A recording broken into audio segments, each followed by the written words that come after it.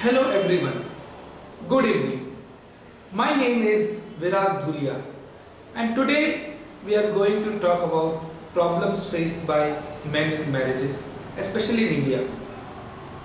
If you are surprised by what I am going to say, then hold on your breath for a while because it is a reality that there are many men in the society who are facing bad marriages, who are going through a lot of torture and who have nowhere to go in this society.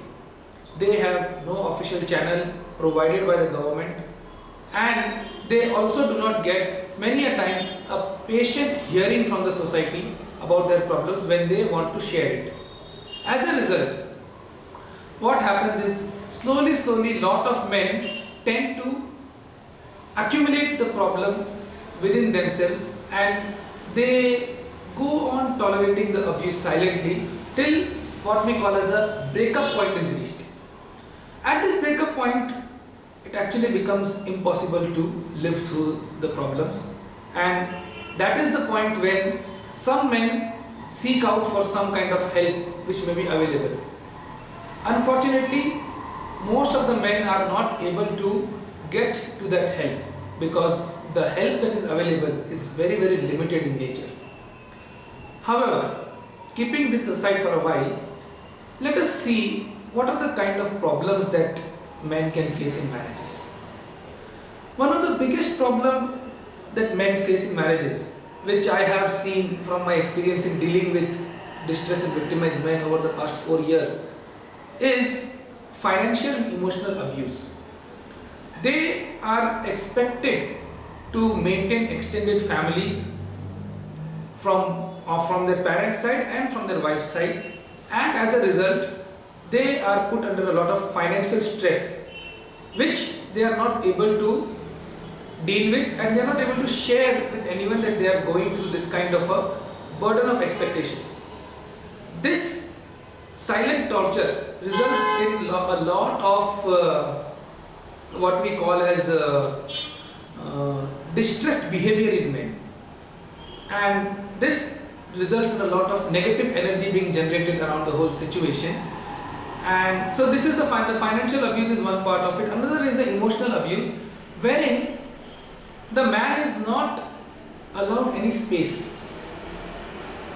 The man is taken for granted and the man is told that you are a man, you have to take it like a man. So what if there are some problems in your life, you have to deal with it, and ultimately you have to, it's your responsibility to take the burden of everyone. And this kind of language puts the men in a very jeopardized situation wherein they feel that no one understands them and no one cares for them, and any attempt by those men to safeguard themselves results in a retaliation. Now this retaliation can be of multiple forms.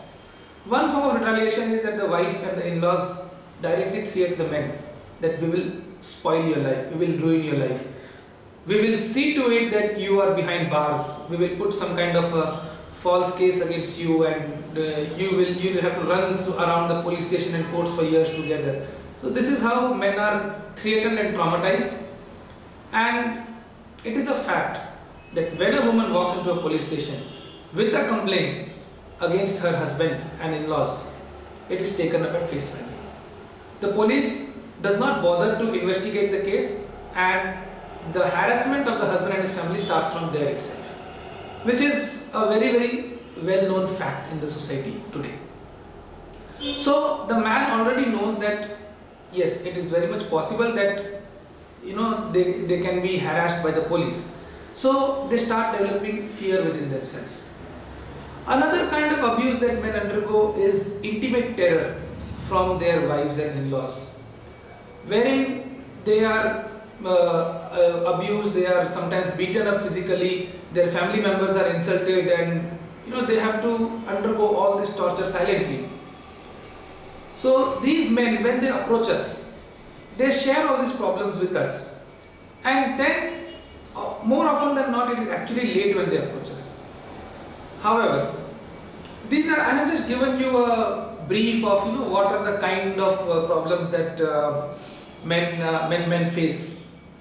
And when these problems start coming up, or they realize that it has gone beyond the tolerating point, men actually start to think, okay, I am now going to face a legal problem in my life.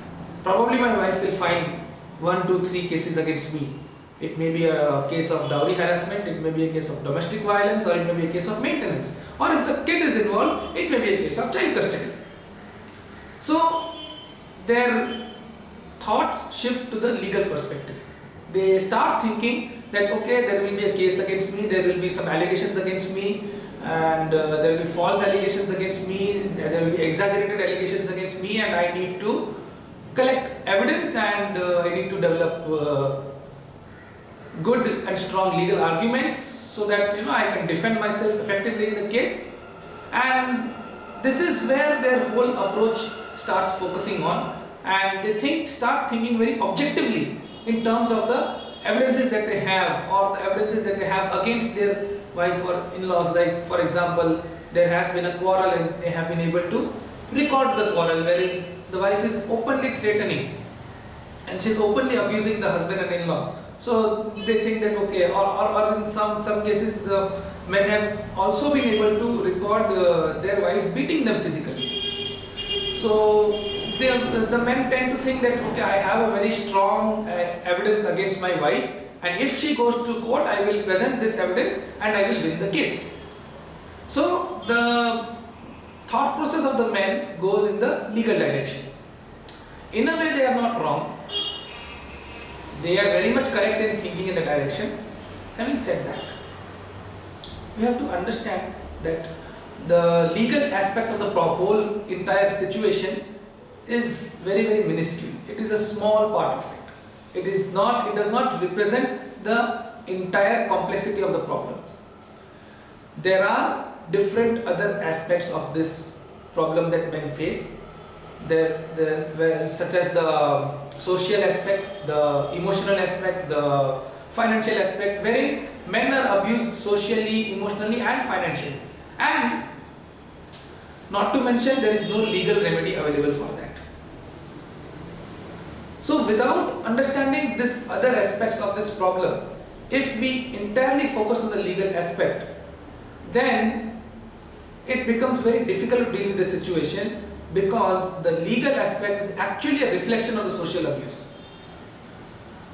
The lawyers, the judges, the police, the mediators and all other stakeholders that are involved in the case are actually a part of the society, and they all come from a social mindset that all men are criminals and all wives are saints, and they operate from that mindset that it is okay to abuse a man. It is not at all a social problem if a man is abused, and therein, if the man does not focus on the social aspect of the problem, he finds it very difficult to deal with the situation. His emotions go through a lot of high and low, and he is unable to deal with that, which actually deprives him of a lot of energy, which actually takes away a lot of psychological energy from the man. And if this continues for a period of 2 to 3 years, then it becomes unbearable, and unsurprisingly, lot of men commit suicide because of this. The figures that are published by the Union Home Ministry tell us that every year, almost double the number of married men are committing suicide compared to married women. And in 2010, 62,000 married men committed suicide. And over a period of last 15 years, if you look at the trend, 7.8 lakh men have already lost their lives because of the harassment that they undergo in marriages. So it is actually a very, very big social problem about which the society is unaware of, because there is a lack of awareness in this area. So due to this lack of awareness, the stakeholders of the case, the judiciary, the lawyers, the mediators, the police, they think that it is perfectly fine to abuse a man. It is like a social service for them. And that is where the men need to understand the concept of misandry, what is called as male hatred. There is a general hatred against men in the society, that all men are bad and a man is not good unless he has proven himself innocent. So the presumption starts that the man is bad, and if he is able to prove himself innocent, we may give him some due consideration, something like that, which is actually a gross violation of the human rights of men. However, we will not talk about that. And coming back to how to deal with the other aspects of the social abuse, the emotional abuse, and the financial abuse. So actually the legal abuse starts a little late in the life cycle of the problem. It starts with the financial and the emotional abuse of the man, and most of the times men live in a denial mode that they are getting abused, and it is only when the abuse reaches a very high and intolerable level, that is when they realize that they are getting abused, and then they immediately jump into solving the problem legally, which is a very big mistake that men do, and we strongly recommend men not to do such mistakes. And such mistakes can easily be avoided by this concept of community center. It is the community center that enables men to deal with these situations. So in the community center, the men get a chance to share their problems with other fellow men who are going through similar situations in life, and they get a patient hearing, and they are not judged the way society judges them. Additionally, at this community center, men also get a chance to be coached by some experts who have a rich and varied experience in dealing with this kind of situations, and who have cumulatively looked into more than 5,000 cases in the last 4 to 5 years. So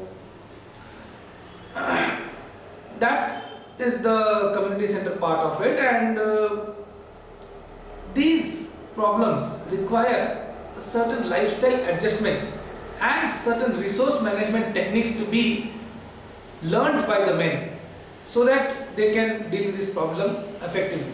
And it is not that they spend 1 hour of discussion with some expert and they can easily grab these techniques, because it is nothing but a gradual process of psychological empowerment that is required in order to learn how to deal with the situation, to learn how the society treats men, how the society interprets men, and how the society deals with men.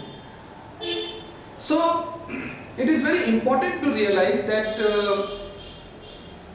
in order to master over these techniques of dealing with social and economical abuse, men need to spend a considerable amount of time with the community center, and they need to be a part of the community center, and this commitment of being a part of the community center for a prolonged period of time is what contains the key to the liberation of men.